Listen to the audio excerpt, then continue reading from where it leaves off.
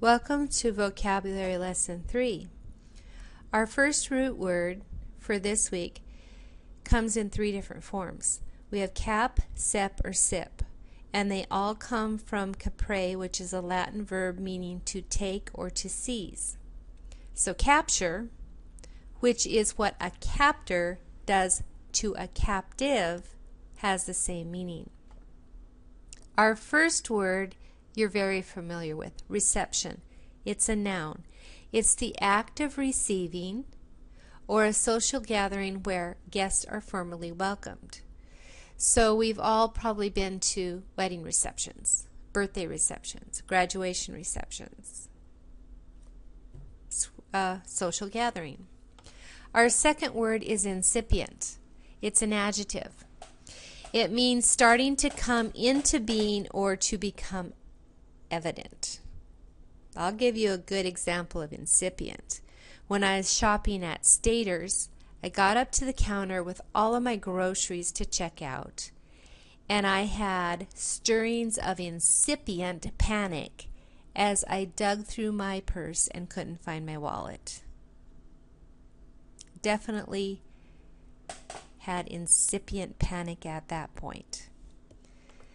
The third word is perceptible. It's probably a word that's more common to you. It's an adjective. It's when something becomes noticeable or able to be felt by the senses. So the coolness of the room was perceptible once the air conditioning kicked in. It's when we notice it, perceptible. And the final word for this root word is susceptible, which is also an adjective, is to open to some influence, to be responsive.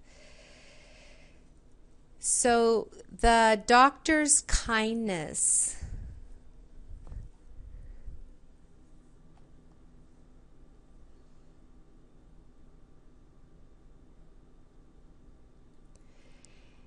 for example, take a doctor's visit, for example.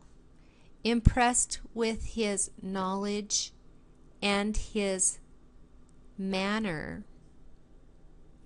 I was highly susceptible to the doctor's positive influence and decided that I would return to him on a regular basis.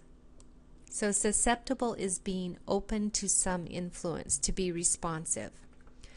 Our second root word for this week is fin, which comes from the Latin word for end or boundary. Final describes the last thing. A finale or a finish is an ending. So our first one is affinity, which is a noun, sympathy or attraction. A person who is very good at sports from a young age could be said to have an affinity for that sport. Attraction to. Our second word is definitive. It's an adjective, means authoritative and final. So say there's a dance that you want to really go to. So you go to your mom and you say, "Mom, I really want to go to that dance." And she says, "Well, I don't know. Go ask your dad." So you go to your dad and say, "Dad, I really want to go to that dance." And he says, "Definitely not." He has given a definitive answer, a final answer. The third word is infinitesimal. Infinitesimal means extremely or immeasurably small.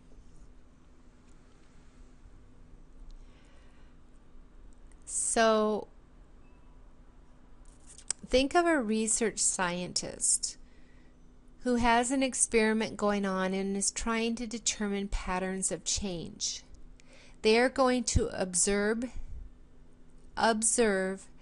their experiment material, looking for infinitesimal changes in order to catch them. So it's immeasurably or extremely small. And the last one is finite. It's an adjective having definite limits. So you could think of your free time after school. Perhaps it's very finite because you go from school to a sport to a youth meeting in the evening. And by the time you get home, it's 9 or 10 o'clock at night. So you have an infinite amount of time. So you have a finite amount of free time just to kick back and relax. So these are our 2 root words and the words for this week.